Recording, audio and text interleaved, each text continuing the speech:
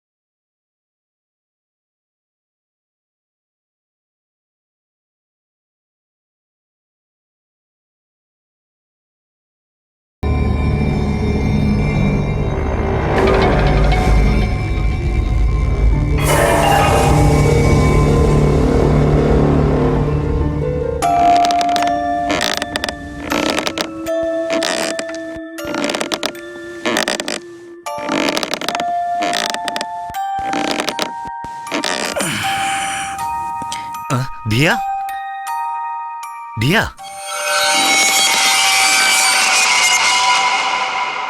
ദിയ, ദിയ, ദിയ, ദിയ, ദിയ,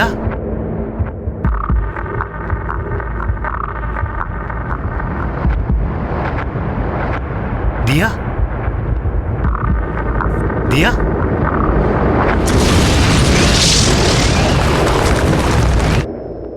ദിയ, നീ എന്താ ഇവിടെ വന്നിരിക്കുന്നത് ഇങ്ങനെ? ഇല്ല ചേട്ടാ, എനിക്ക് ഉറക്കം വരുന്നില്ല. അതുകൊണ്ടൊന്ന് TV കാണാന്ന് വെച്ചതാ. ഉറക്കം വന്നില്ലെങ്കിൽ എന്നെ വിളിച്ചൂടായിരുന്നു. അതിനെന്തിനാ ഇങ്ങനെ ഇവിടെ വന്ന് ഒറ്റയ്ക്കിരിക്കുന്നത്? വാ, നമുക്ക് റൂമിലേക്ക് പോവാം.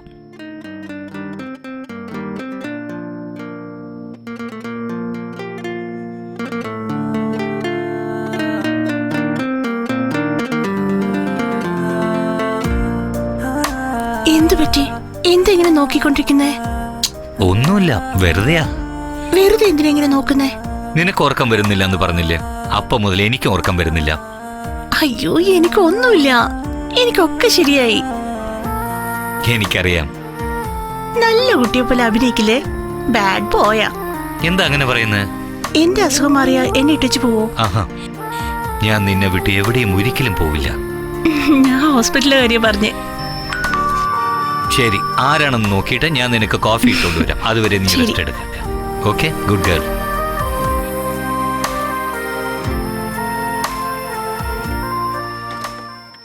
നമസ്കാരം സാർ. നമസ്കാരം. എന്താ ഈ പുലർച്ചയ്ക്ക്? സാർ, ദിയാ മേഡത്തിന് ഇപ്പോൾ എങ്ങനെയുണ്ട്? ഇപ്പൊ കുഴപ്പമില്ല.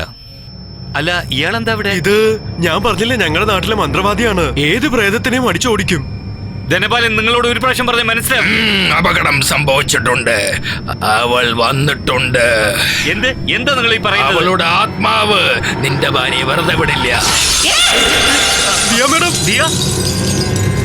നീ അകത്തേക്ക് പോകരുത്. സാർ, ഒന്ന് നിൽക്ക് സാർ. ഇദ്ദേഹം പറയുന്നത് ഓം ഹീം ക്രീം വീരസൂര ഭസ്മ. ജയ് മാ കാളി. ഓം ഹീം.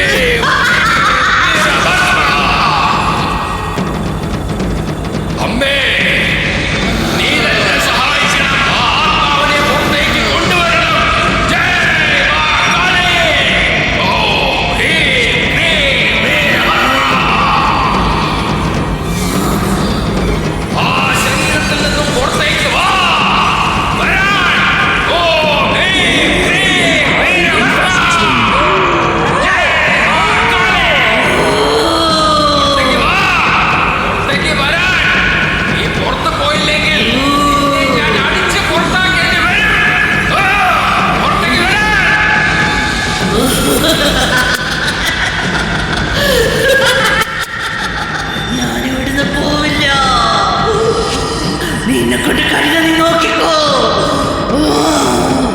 നിന്നെ കൊണ്ട് എന്നെ ഒന്നും ചെയ്യാൻ പറ്റില്ല. ഞാൻ രക്തം കുടിക്കുന്നവനാണ്. നിന്റെ രക്തം ഞാൻ കുടിക്കും.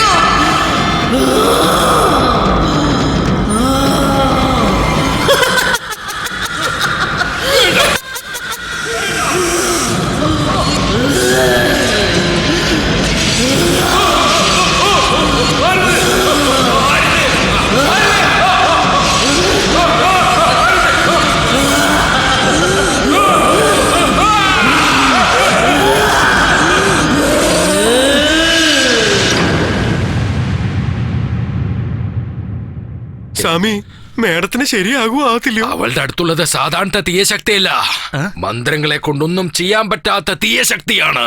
ആ തീയശക്തികളെ നമുക്ക് അത്രയും പെട്ടെന്ന് പുറത്തേക്ക് കൊണ്ടുവരാൻ സാധിക്കില്ല. അത് ഭയങ്കര ദേഷ്യത്തിലാണ്. എന്റെ ശക്തിയെ കൊണ്ട് അതിനെ പുറത്തേക്ക് കൊണ്ടുവരാൻ സാധിക്കുമെന്ന് എനിക്ക് തോന്നുന്നില്ല. എന്റെ നല്ല സമയം ഞാൻ ജീവനോടെ പുറത്തേക്ക് വന്നു, അല്ലെങ്കിൽ അതെന്നെയും ജീവനോടെ വിട്ടുവെക്കില്ല. അങ്ങനെയാണെങ്കിൽ ഞങ്ങളുടെ മേഡത്തിന് ആരെ രക്ഷിക്കുക? അതെന്നെ കൊണ്ട് പറയാൻ സാധിക്കില്ല കമ്പൗണ്ടർ സർ. എന്നെ കൊണ്ട് ആ തീയശക്തി കൊണ്ടുവരാൻ പറ്റില്ല. ഒരു കാര്യം ഞാൻ ചെയ്യാം, ഈ ഏലസ് ഞാൻ നിങ്ങൾക്ക് തരാം. ഒരു മണ്ഡലം വ്രതമിരുന്ന അത് ചെയ്തത് നിങ്ങളുടെ ജീവനെ ഇത് രക്ഷിക്കും. ഇതാ, ഇത് കയ്യിലിരിക്കട്ടെ. ഭഗവാനെ നല്ലപോലെ വിശ്വസിക്ക. ജയ് മാ കാളി.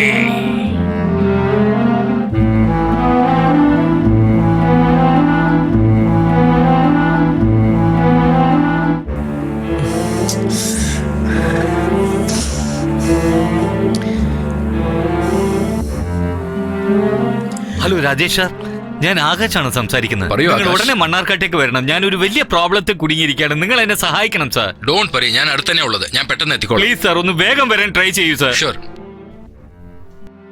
ഓ,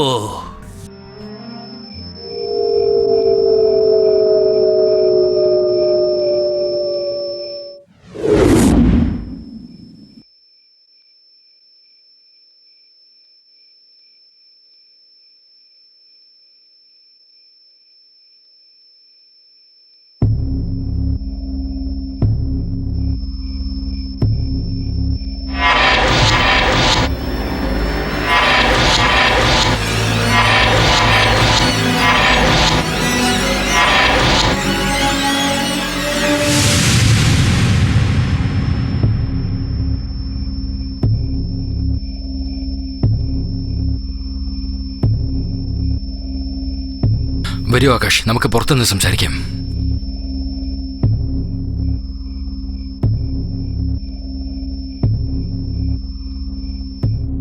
സാർ, എന്റെ വൈഫിന് എന്ത് പറ്റിയെന്ന് അറിയില്ല. ഓരോരുത്തരും ഓരോന്ന് പറഞ്ഞ് എന്നെ അതെ പേടിപ്പിക്കുന്നു. സാർ. ഇതിൽ പേടിക്കാൻ ഒന്നുമില്ല ആകാശ്. നിങ്ങളുടെ വൈഫിനൊന്നും സംഭവിക്കില്ല. ഏതോ ശാന്തി കിട്ടാത്തൊരു ആത്മാവ് നിങ്ങളുടെ വൈഫിന്റെ ശരീരത്തിനകത്തുണ്ട്. അഹങ്കാരത്തോട് അതിനകത്തുണ്ട്.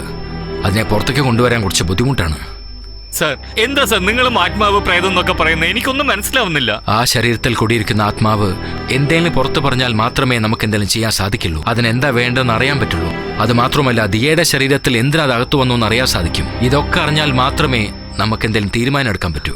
സാർ, അതിന് എന്റെ ഭാര്യ എങ്ങനെ? ഡോണ്ട് വറി, ഇന്ന് രാത്രി നമുക്ക് ആ സ്പിരിറ്റിനോട് സംസാരിക്കാം. അതിനുവേണ്ടിയുള്ള മെഴുകുതിരികൾ നിങ്ങൾ ഏർപ്പാട് ചെയ്യണം. ഓക്കെ സാർ, ഞാൻ എല്ലാം റെഡിയാക്കാം.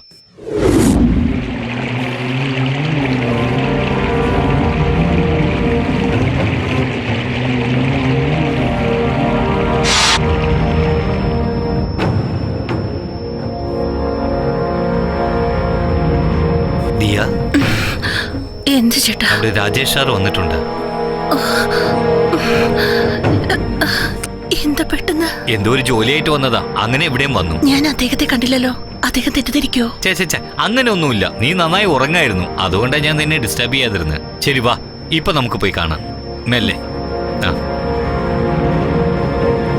സൂക്ഷിച്ചേ.